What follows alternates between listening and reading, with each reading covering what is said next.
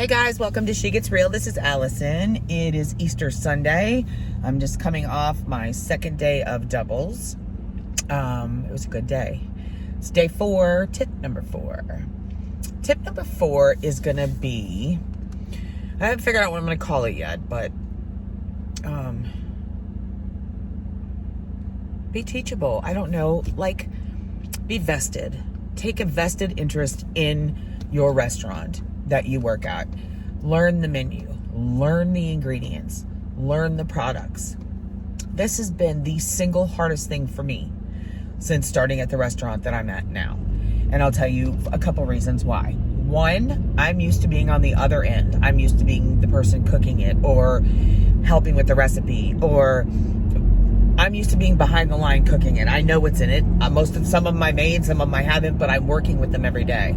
This food was completely unfamiliar to me. And more importantly, the alcohol. I'm an alcoholic in recovery. I didn't drink wine. It wasn't my alcohol of choice, so I don't know anything about wine. So it's been a struggle, a huge struggle. Like when I say I don't know wine, like I was a Boone's Farm screw top kind of gal. Like had to open 4 bottles to pass the test to work at this restaurant because I couldn't get the cork out kind of wine. Like white, red, don't know which is which, learning kind of wine. So that's been the biggest struggle for me because it's very important. People are very, very passionate about it. And so, you know, at the beginning I thought I could kind of get away with just faking it till I make it on, like I do a lot of things, and that's not the case when it comes to wine. When you go up to get the wine from the past and you don't know which one's which because you don't know the difference between red and white, that's not good. So that was the biggest struggle for me. But even the food, I was unfamiliar with the recipes and that kind of stuff. And I gotta tell you, it's probably been one of the single most biggest influencers on my tips. And it's, fortunately for me, my favorite thing on our menu is the sea bass. And I can sell it like there's no tomorrow, and it's because I believe in it.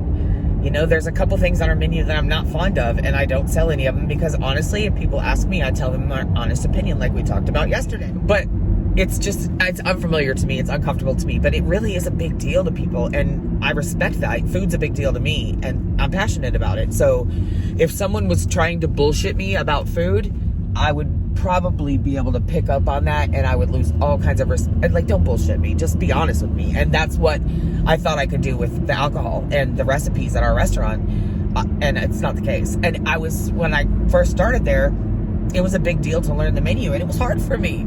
And but I'm so grateful that they pushed me to, and it has made a huge difference in my sales. You know, just from being able to answer a simple question about what is this or what is that, to being able to break down every ingredient in one of our, you know, one of our mixes or one of our things. I don't want to get specific, but you know, every time I'm asked, genuinely asked, and almost every time I wait on a table, I will say, you know, have you been here before? Let me go over the menu. Let me go over my favorites are. And I have a favorite, you know, that's a middle end to high end, but it's something about how much passion I have for that sea bass that almost every single time I go over the sea bass and how I eat it, what I get as a side and stuff, I get it ordered. So not only are they going to get an amazing piece of fish, and I don't have any doubt about, you know, selling it to them, I'm going to get a higher ticket. It's the highest item on our menu. And so it's a win-win for both of us, in my opinion. It's going to make the restaurant look great because they put out great food. It's going to make the chef look great because he's putting out great food. The customer's going to love it. If I've described it, you know, I'm passionate about it because I know it. And if you're trying to bullshit your way through stuff and sell food that you don't eat or believe in, like we talked about yesterday, it's going to come back to bite you in the ass. It has me. I know it has me. So I sell it. It's a win-win for everybody. And at the end of the day, and you know, it's another opportunity to move everything we've talked about. It's another opportunity to get intimate with the customer on a one-to-one basis, you know, explaining to them why I like the fish. And usually it ends up in a story. They've never had it. We talk about it. So you've got that aspect that I get gluten-free. Do you guys have gluten-free stuff? I didn't know that gluten-free menu. So it's easier on you. It gives them confidence in you as a server, and it carries through to the rest of the things that you do. And it increases your tips. You know, the more efficient you are, the better you are, the more knowledgeable you are.